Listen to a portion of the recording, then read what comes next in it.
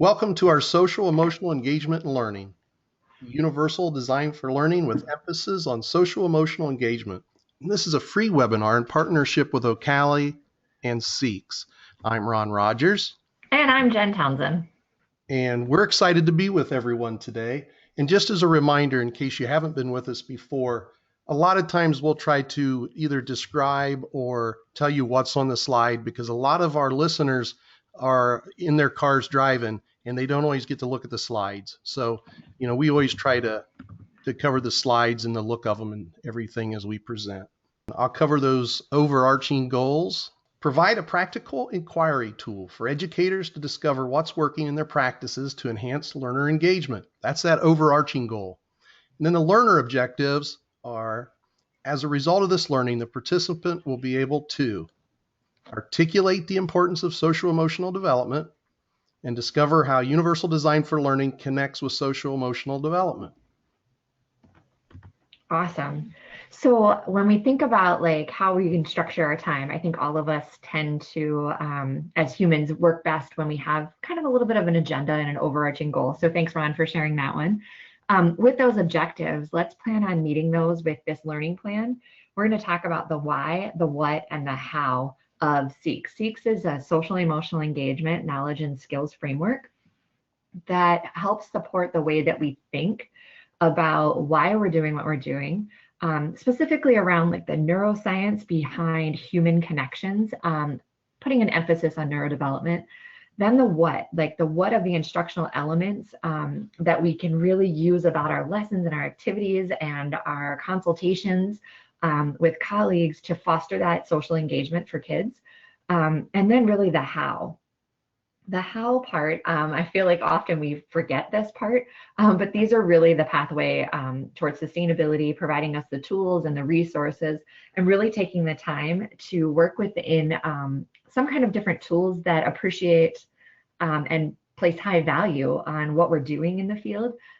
Rather than telling us we should be changing what we've been doing, let's emphasize the things that are working and get kids authentically engaged within their learning. So I say we get started, Ryan. What do you think? I think it's a great idea. Let's do it. Great, great. So we're going to start with the why, guys. We're going to dig into that why, and we're going to talk about student success and school climate, really in particular with ESSA and the recent passage of this, Every Student Succeeds Act. It does encourage us to implement innovative practices. Well, I mean, most of us got into education because we're innovative, we're creative thinkers, and we're in a system that sometimes puts some boundaries and barriers in our way. And our goal is to move past those barriers, remove those barriers so that all students can receive positive and equitable learning environments that offer outcomes for every single student. It's really important that we understand that through our practices, the more inclusive we can get in the way we're providing instructional opportunities for all kids and really for ourselves, the more success we're going to see throughout our experiences. I feel that co-serving our learners and using a multidisciplinary team approach really can help us enhance what we're already doing so well to truly actively engage our learners. So it's important for us to start, though, with understanding why. Some kids may or may not be compelled to actively engage. So today I'm going to share with you guys a little bit about that social connection that provides the fuel for the human brain to grow. So if you think about this, social connections and growth of the human brain, well, if you look at the image of the human brain development, you'll see that it goes from young baby, infant stage, all the way up through adulthood. This is the trajectory, the arch of social emotional development and that neurodevelopment. And the way that we get to a colorful brain, as you can see in the image here, is through positive social connections. High quality social emotional connections are what fuel our brain to get bigger, to feel more confident, to want to explore and be creative and to be noticed. within our environments, not just at school, but in home and our communities as well. So how do we, as educators really, and as service providers, how do we support this growth? Well, here's kind of a interesting way that I've been able to start digging into it with some support from colleagues of mine in our collaborative work together. We really talk about this happens through social emotional connection, social emotional engagement. And it starts by falling in love with the social world. The first couple of months of life, we have this really cool reflex in our eye because of the strong contrast, the black and white contrast of the human eye. It really does create this beautiful opportunity for the young infant brain to crave this social connection. So you'll see that picture right there of social orienting. That's a mom and her baby really just getting that oxytocin and dopamine cocktail going off in the brain, and that's that fuel that starts to create the development within the brain. You saw how that the brain gets more colorful over time.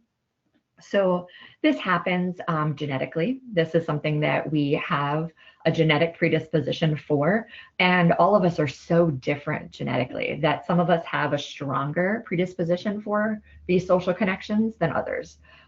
However, that's not the only thing that fuels our brain. It's also the environmental factors that we surround our children with, and that we expose our young children under a year or two, that create that social orientation opportunity for kids. Because then from there, we've developed our social brain. Then from there, it kind of grows. Our brain starts to grow into this like socially linking, where we want to seek out connections with language. And we see these kids, our kids in general, just starting to seek each other out. And I think many of us that have children of our own, in the questions box, somebody commented they have their 3 kids with them right now. It's, you have that child that's constantly like pulling at you, like, I want, I see, can I have? And the language just starts exploding. And they're seeking out these connections. They're starting to really like this social world. And we do this through our grabbing and our pulling, and we're creating these positive social interactions with language.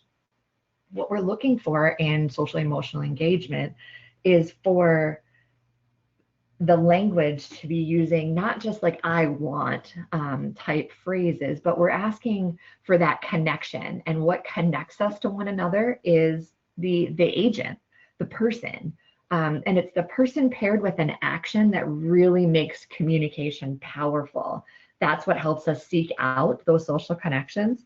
And it supports us in our ability to, again, fuel that brain to grow so that we can talk about the past, we can talk about the present, we can talk about the future, and we can start to really grow our language part of our brain so that then in return, we can succeed across a range of social settings, and we can get to that executive functioning aspect where we start creating these strong, long-term language-based and relationships, and we're motivated to want to engage with others. We're thinking about ourselves, but in return, we're also thinking about others, and we're planning for how we're going to engage within these relationships, how we want to succeed across a range of different social settings, atmospheres, environments. So with that, we have this development of our executive functions over time. So if we think about the brain and we think about like the chemicals that we get in our brain from these social interactions, that oxytocin, that dopamine, those feel good, positive hormones, that chemicals that go off in our brain, we really get jazzed into the why, like why social emotional engagement is so important, and then how engagement does equal learning. So we break it down one more way for you, and you can see the why of social emotional engagement, and you can see that the child is socially orienting themselves, so they're able to attend and respond, right? Then they're socially liking different things that are going on. They're linking this through increased initiations and actively seeking out other people. And then we have this fun part called social maintenance, right? We're really looking at our reputation and how we're fitting in with other people.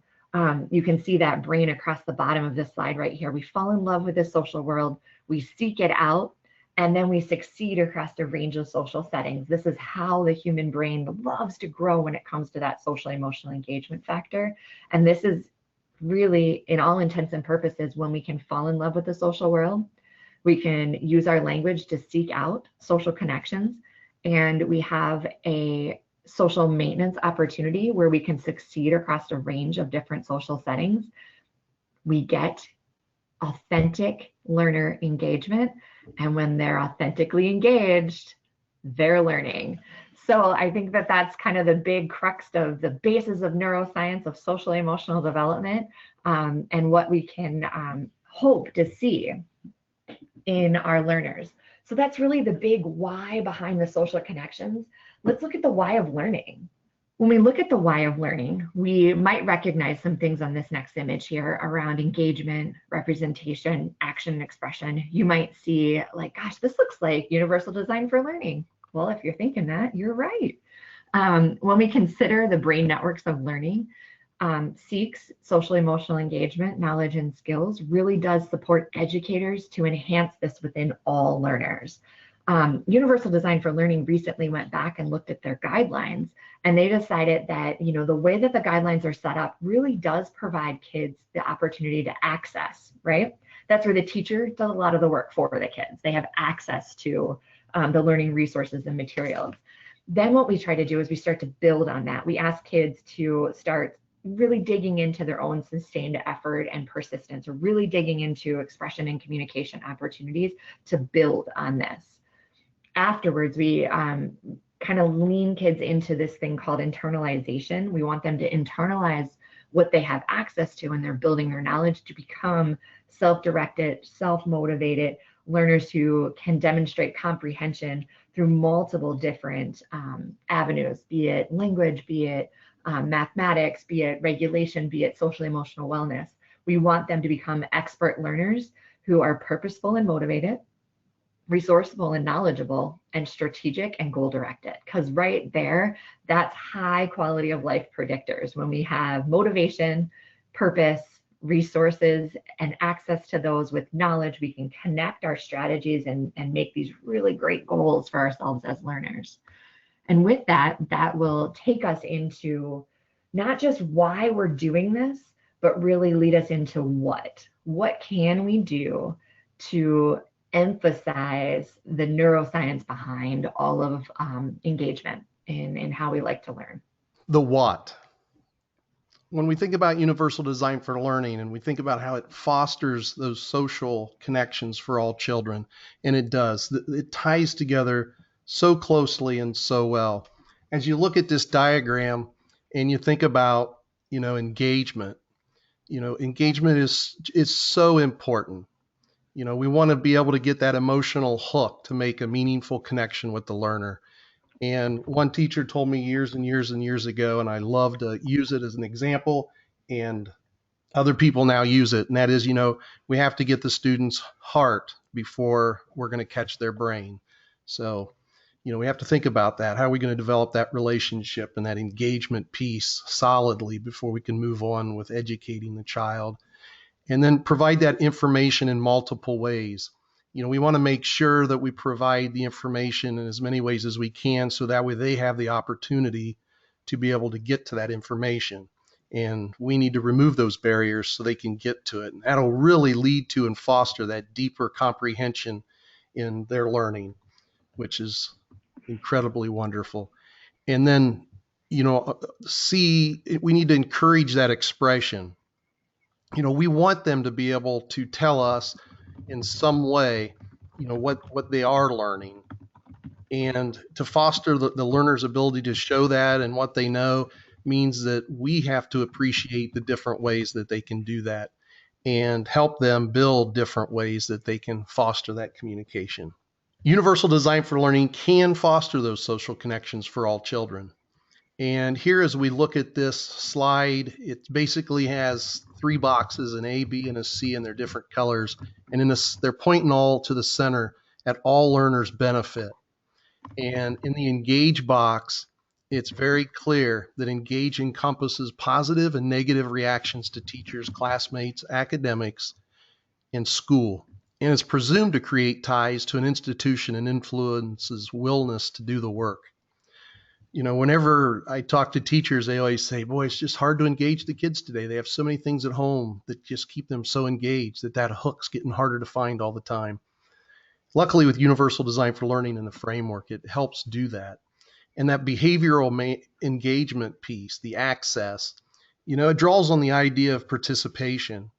It includes involvement in academic and social or extracurricular activities, and is considered crucial for achieving positive academic outcomes and preventing, the dropping out.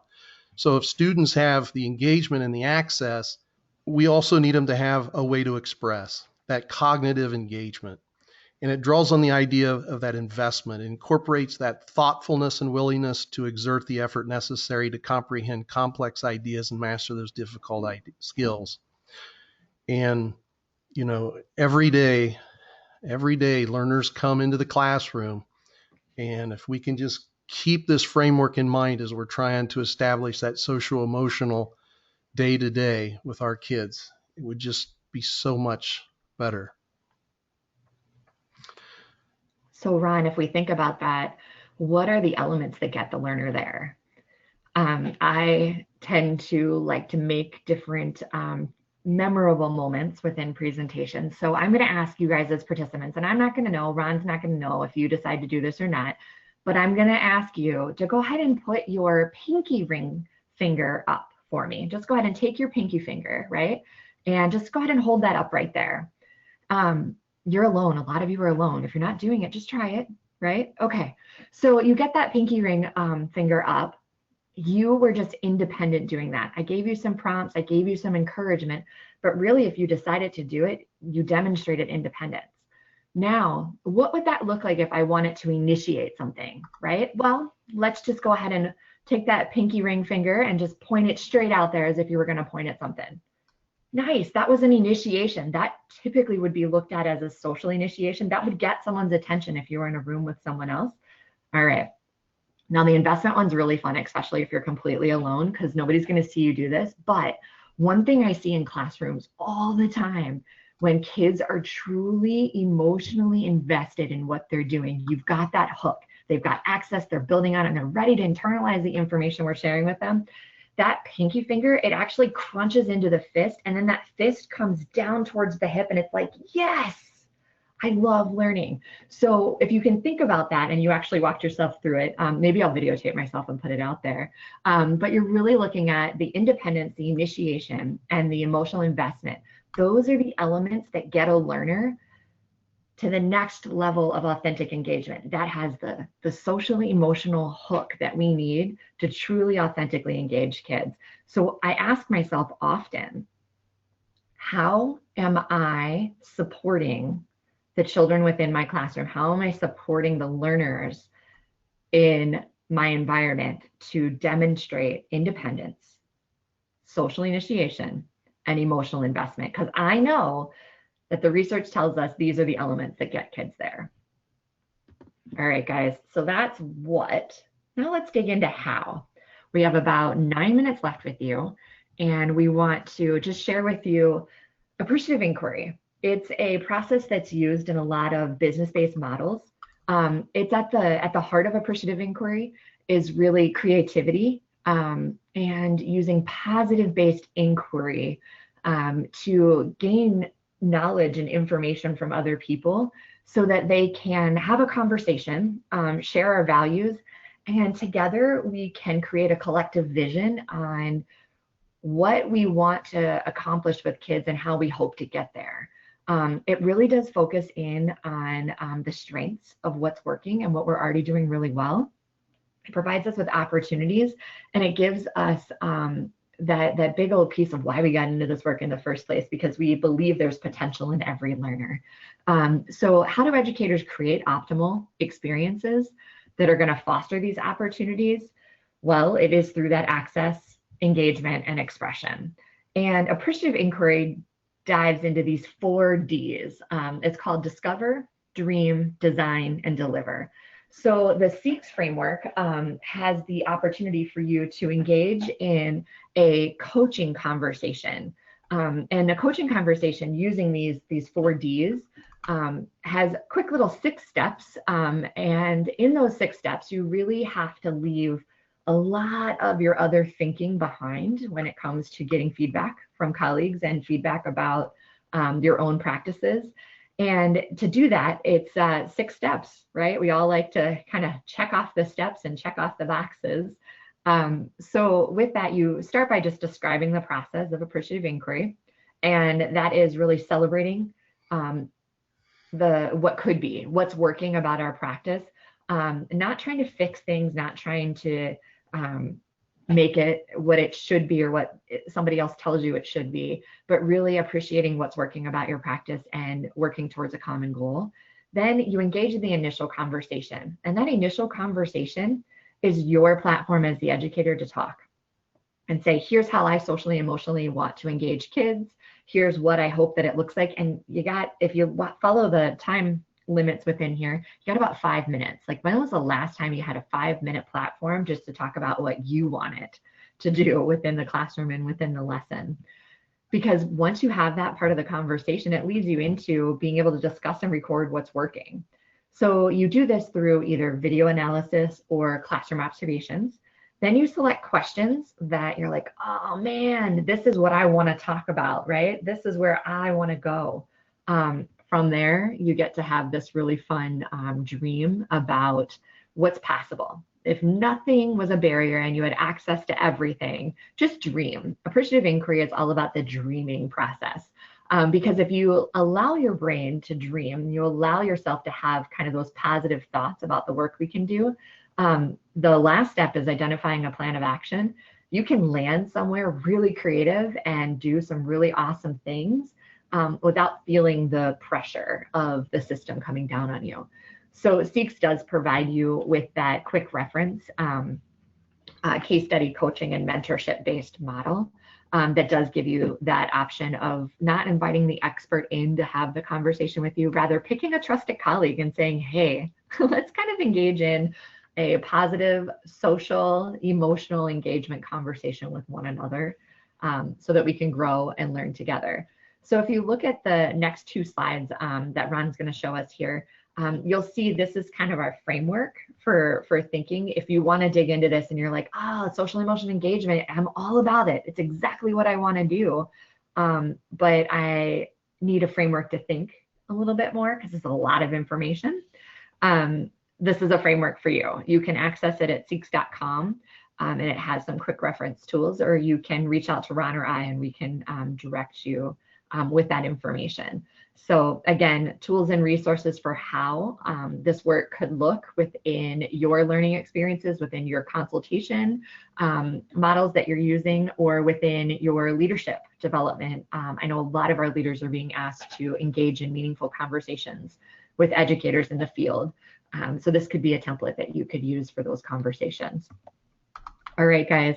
So I want us to consider just a quick question here. Consider, how will you appreciate someone's social emotional learning difference in your own work? Ron and I have shared with you a handful of different slides. You have kind of that falling in love, seeking out social connections with language, and succeeding across a range of settings. You have the fuel for the brain to grow, social development. You have universal design for learning, and you have those 3 I elements. So just think about for a second, how will you appreciate someone's socially emotional learning difference in your work? What will you do? While they're thinking about that, there is a question in the box, Jen, that says, has this been used for ESL students? Interested in how this would work with ELL students. Yeah, we've used it. I do a lot of collaboration with my ESL and my ELL coaches and coordinators, and they use this information to really talk about some of those cultural components of that falling in love with the social world. When you have a language difference and you have that barrier in there, there's a lot that can be communicated without verbal language. So it's really important that we value those social connections, helping individuals be able to identify the agent, the person in the conversations. And when we can notice what to notice within a learning environment, that different things that are working, we can avoid spinning our wheels on, well, he just doesn't speak the language, or he doesn't learn at the same level, or his reading comprehension isn't at grade level. It helps remove those barriers in the conversation to really engage in, well, here's what's working, and here's when we see the student most successful. So how do we do more of that across more environments, across more settings within that student's access? And we have another question. Are the effects similar for introverts who don't crave social interactions as much, but prefer solo reflection, introspective and more? Is that addressed in the research? The research does talk about the introverted brain. It does still get the same social connections. It just likes to be noticed differently. It might not like to be noticed in an extroverted way of I like. And most of us actually don't enjoy the I like noticing, rather using phrases of I see or I heard. And that doesn't have to be a verbal exchange, especially with our introverts. Sometimes that's kind of sets off some anxiety responses that we are not yet comfortable with. So what I tend to do with more of my introverts, I like to do visual communication or electronic communication. Like technology is right there in our hands. Sending them a comment on a shared Google Doc, or giving them a Post-it note, or even having signals set up like, I notice you and I want you to know that I've noticed you, and just a quick little hand signal that's between you and me can go a really long way for some of our introverted kids. I also think journaling with our introverts is really important. I think that it's kind of one of those things we tend not to find time for. But when we have an introverted learner, just creating a quick little journal back and forth can really allow them the opportunity to be seen, but not be publicly provided that platform, because they don't crave it the same way that an extrovert might crave that. Excellent. Look at that. We've made it. Jen, can you believe it went so quick? You know, it was a lot of fun, Ron, and I kind of thought it was going to be quick, and I had a blast. So hopefully our attendees did as well. And they find us on either Twitter or on the hashtags that we put out there, the UDL chat that runs, as well as hashtag SEL_UDL. Yes. Excellent. And just as a reminder, feel free to join hashtag UDL chat 9 p.m. every first and third Wednesday of the month. And to the end, Thanks everyone for attending. thanks so much for spending the last 30 minutes with us today. We know how important your time is, which is why these are as short and concise as possible. Please be sure to fill out the exit survey, which helps us get better. It'll only take you less than a minute. So we hope that you can do more than make a difference. You can be the difference. Keep working, keep appreciating, keep valuing yourself, and keep socially, emotionally connecting with one another. Thank you for your time.